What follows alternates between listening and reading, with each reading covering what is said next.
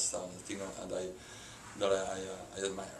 I like about that. So it's, but it's a pretty way of life that I like and I enjoy, and it's a country that welcomes everyone here as long as you come here to work and not to make trouble. So that's good. Great. In your opinion, what would you say is the biggest difference between the US and Europe in regards to culture? Um, let's say that several difference. Probably there were more difference 50 years ago or 40 years ago. Now with communications and internet and everything is going a little bit. The cultural shock is not as hard when you travel. But the difference, one of the difference that I believe here in the U.S. They have cultural ways. In Europe you stick, well, when we talk about Europe, we have to differentiate Southern Europe, the Northern Europe, you know, it's the different, it has nothing to do with Swedish with the Spanish or a Greek, you know, it's a matter of probably the weather and everything that goes on. They always say that in Europe, they say that there's a lot of good philosophers or good musicians in the north and not in the south. And there's a lot of sports guys and a lot of, like Spain, they have a lot of the football, soccer, you know, and everything. They are good, and they say that's cultural because of the weather. I mean, when a lot of years ago, several centuries ago, when when you're a kid at 4 o'clock in the street in Germany, it's dark, and in Spain you're playing on the street until 10 p.m. So normally, you get habituated. So here it's the same.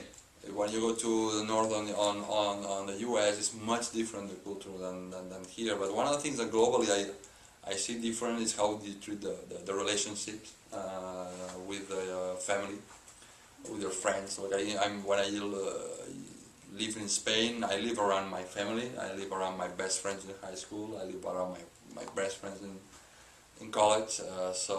And here people at 18 years old, they get out of the home, they go to the farthest college they can find, and you only get to see your kids on Thanksgiving and maybe Christmas, and that's called different. So when I interact with a lot of US executive, I ask them, your best friend, who is your best friend, that, and where does he live? And he lives in the other side of the country.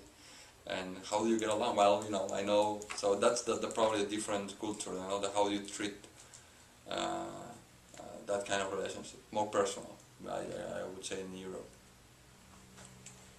Okay. Now we're going to talk a little bit about business. Okay. How does the process of networking differ in Spain from the US? Okay, networking. Let's say there's a couple of different. I'm going to put you an example. I used to have LinkedIn. LinkedIn is a network for professionals. And in Europe, I didn't have anyone. So when I came here, I started to meet people in the US. And I started to get invitations on LinkedIn. Everyone was looking forward to network with me. In Europe, nobody does that.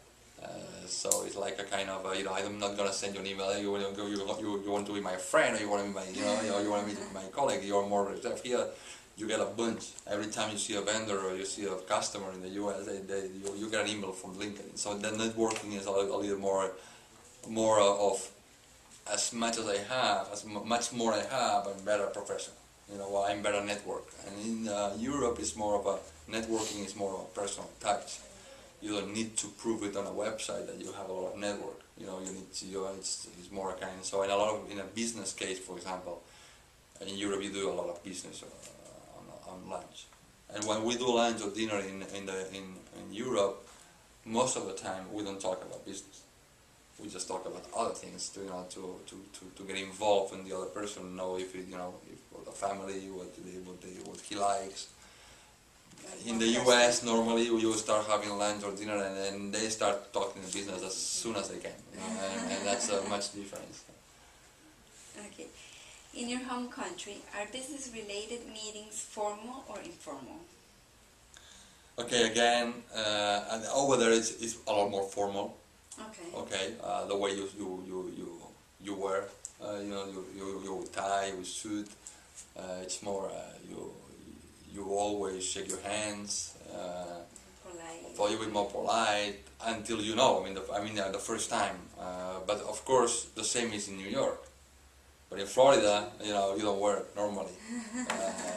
Tie and suit. The weather is difficult to wear like this, so it's more of a not in Europe, America, more like north and south, you know, difference. But it's a little bit more probably more. In Europe, your relationship, professional or personal, are there because you care. Because not because you don't have to, because you feel good about this, because you like that person. It doesn't matter if it's a vendor or a customer, you get along, you do it. Not for the business. So I don't know if that answers your question. But Yeah, it does. Which one do you like better? Formal or informal? For example, right now I miss my tie and I miss my suit because it's like I don't know how, a uniform for me. You know, you get on Friday and you take your suit out and then you're on the weekend. Here I don't know when I'm on weekend or not because so. But I like. I probably enjoy both parts. It depends on. Normally, business doesn't care if you are American or you are European. If you are nice and you have something to give to the other person, even personal or business, I mean it's good. I mean it doesn't matter if. But normally, if I know within Europe different than the US, in Europe I know when I like someone at the first sight. If I'm with a vendor or a customer, I know we're gonna get along in 5 minutes. I know it for everything because how it treat. In the US, you might be with someone and he's talking so nice to you, and then maybe you know that you don't like him. It's just, you know, it's like a lot of people say to you, hey, I'm gonna call you. I remember when I was in high school, that all the kids try, oh, I'm gonna call you for a party. I'm gonna call you for a party, and no one calls you. You need to go to the party, and you were supposed to call me. But people say, you know, good things just to be polite, not to compromise with you in a relationship, on a personal or business. And do you think one has like more advantage to the other one? Well, the Americans are more practical. Okay. I mean, they separate business and relationship. And so it's in Europe. I know I cannot do business with someone because I don't get along. I'm never gonna do business with that person.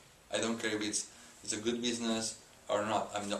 I have two choices: or not do it or put another person to do it. Okay. But you know, so for the business way, probably it's more easy for the Americans to do business. That's why Americans set up business fast. There's one thing, for example, that's different, and that's coming in my mind. In Europe or in Latin America, when you negotiate with someone, you're supposed to get the deal in that one. For example, if you want to sell something for 40, you ask 60, and then you try to negotiate and get along. In Americans, you say 40 or you say 60.